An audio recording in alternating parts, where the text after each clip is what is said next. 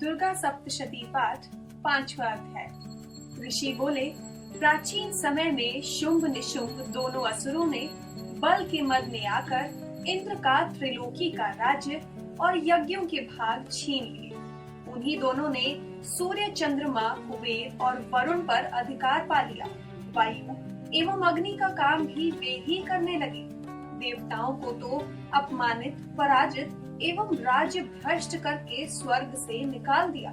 जिसके अधिकार उन दो असुरों ने छीन लिए थे, सभी पराजित देवता अपराजित देवी का स्मरण करने लगे कि उस देवी ने तो हमें वर दिया हुआ है कि आपत्ति काल में मेरा स्मरण करने पर तुम्हारे महान संकट तत्क्षण में दूर कर दूंगी। यही वर विचार कर पर्वतराज हिमालय पर सभी देवता पहुँचे। वहाँ भगवती की स्तुति करने लगे। देवता बोले, देवी एवं महादेव को नमस्कार हो, शिवा को सदा नमस्कार हो, प्रकृति भद्र को नमस्कार हो। हम सविनय उस भगवती को प्रणाम करते हैं। रुद्र रूपा को नमस्कार, नित्य स्वरूप गौरी धात्री को नमो नमः। ज्योत्सना रूपिणी चंद्र स्वरूपा सुखमयी को निरंतर नमो नमः प्रणाम करने वालों की उन्नति करने वाली सिद्धि स्वरूपा को नमस्कार हो। दैत्यों की लक्ष्मी राजलक्ष्मी शंकर पत्नी माता जी को नमो नमः हो। दुर्गा संकट से पार करने वाली दुर्गा पारा, सार रूप सारा सर्व कारणी ख्याति कृष्णा धूम्रा देवी को निरंतर नमस्कार हो। अत्यंत सुंदर एवं अत्यंत भयंकर रूप उस देवी को बार बार प्रणाम हो। जगत की प्रतिष्ठा रूपा कृति देवी को नमो नमः। जो देवी सभी प्राणियों में चेतना कही जाती है, उसे नमस्कार, उसे बार बार नमस्कार हो। जो देवी सभी प्राणियों में निद्रा रूप से कही गई है, उसे नमस्कार, उसे बार बार नमस्कार हो। जो देवी सभी जंतुओं में क्षुधा और छाया तथा तृष्णा रूप से स्थिति है, उसे बार बार नमस्कार हो। जो देवी सभी प्राणियों में क्षमा शक्ति तथा तृष्णा रूप से स्थित है, उसे नमस्कार हो, उसे बार बार नमस्कार हो। जो देवी सब प्राणियों में लज्जा, शांति और श्रद्धा रूप स्थित है, उसे नमस्कार, उसे बार बार नमस्कार हो। जो देवी सभी प्राणियों में कांति रूप में स्थित है, उसे नमस्कार, उसे बार बार नमस्कार। जो देवी सभी प्राणियों में भ्रांति, कांति और लक्ष्मी रूप से स्थित है, उसे नमस्कार, उसे बार बार नमस्कार हो। जो देवी सारे जगत में व्यापक होकर चैतन्य रूप से स्थित है, उसे नमस्कार हो, उसे बार बार नमस्कार हो।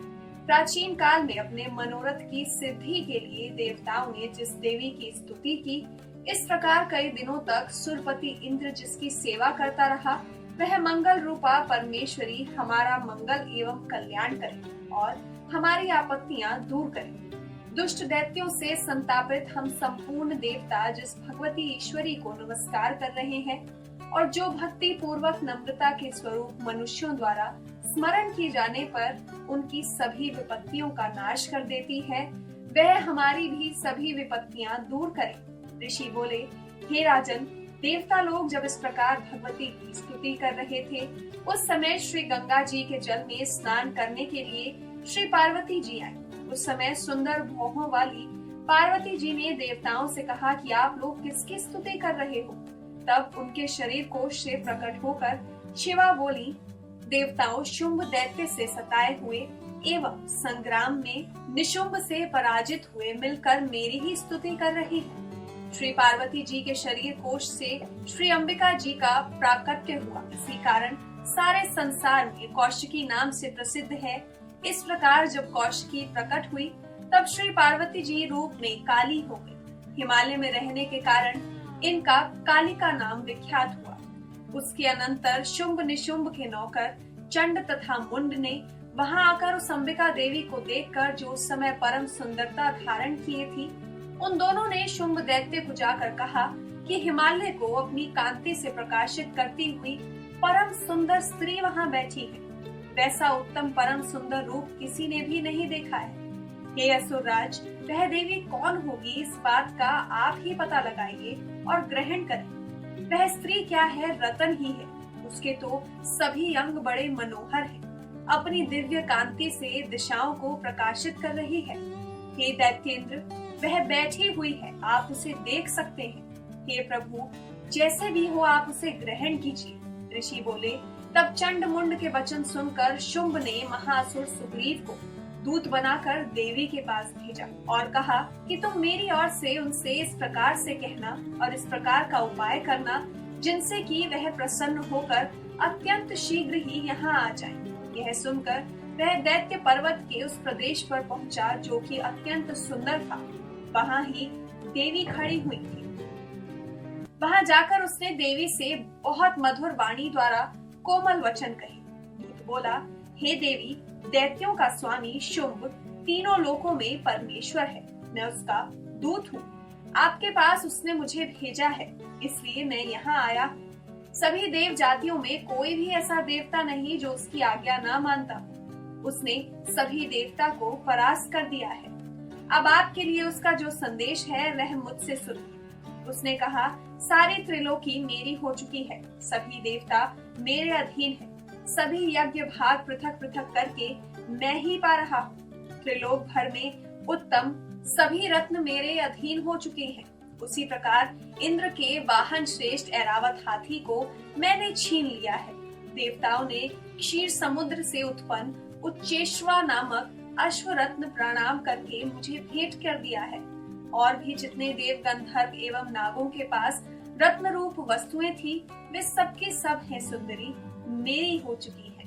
हे देवी, अब हम तुमको स्त्रियों में एक रत्न मान रहे हैं। इस कारण आपको भी हमारे पास आ जाना चाहिए, क्योंकि हम तो रत्न के भोक्ता हैं। और अब तुम्हारी इच्छा है मुझे अथवा मेरे पराक्रमी भ्राता निशुंभ को इन दोनों में से किसी को वर लो, क्योंकि तुम रत्न रूप हो। मेरे साथ विवाह कर लेने से तुम्हें अतुल ऐश्वर्य प्राप्त हो जाएगा। यह अपनी बुद्धि के द्वारा सोच ले, फिर मेरे साथ विवाह कर ले। ऋषि बोले।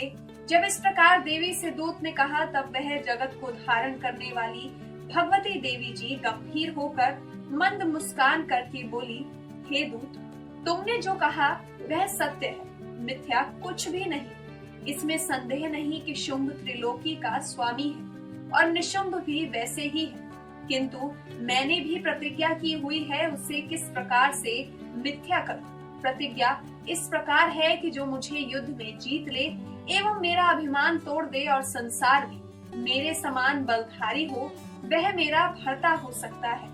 शुंभ आए अथवा महाअसुर निशुंभ आ जाए, मुझे जीत कर मेरा शीघ्रता से पाणी ग्रहण करे। बोला, देवी, तुम्हें अभिमान है जो इस प्रकार की बातें मेरे सामने कर रही हो। कहो भला त्रिलोकी में ऐसा कौन सा पुरुष है जो शुंभ निशुंभ का सामना कर सके। सारे देवता तो दूसरे दैत्यों का सामना भी नहीं कर सकते। तू तो स्त्री है, फिर अकेली भी है। युद्ध भूमि में इंद्रादिक सभी देवता जिन शुंभ आदि दैत्यों के सामने ना ठहर सके, भला तू स्त्री होते हुए उनका सामना कैसे कर सकेगी। इस तरह चले चलने से तुम्हारी प्रतिष्ठा होगी, अन्यथा जब वे तुम्हारे केश पकड़कर घसीटते ले जाएं, तो तुम्हारा गौरव नष्ट हो जाएगा। देवी बोली, हे दूत, इसमें कोई संशय नहीं कि शुंभ बलवान है और निशुंभ भी पराक्रमी है, पर मैं करूं तो क्या करूं। प्रतिज्ञा करने से पहले यह मैंने नहीं सोचा था। अब तो तुम जाकर असुरराज को मेरी बात कह दो, फिर जो समझे वह करे।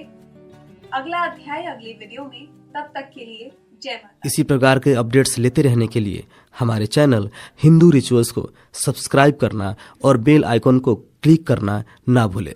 धन्यवाद।